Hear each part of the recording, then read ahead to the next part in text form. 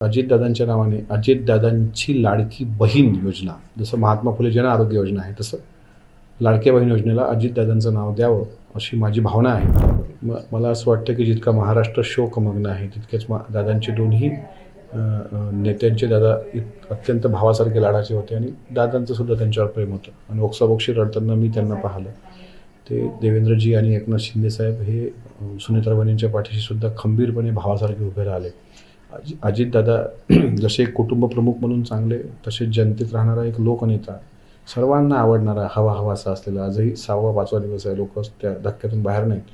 अशा व्यक्तीच्या स्मृती जपण्याकरता दादांनी आता आपली ही जी जनसंवाद यात्रा काढली होती, त्यामध्ये हजारो लाखो बहिणी त्यांना राख्या बांधत होत्या आणि एक चांगली योजना सरकारकडे आहे. आमच्या पक्षाच्याच मंत्र्यांनी त्या योजना पुढाकार घेतला होता. दादांनी त्याला निधी पण दिला होता मोठ्या प्रमाणात.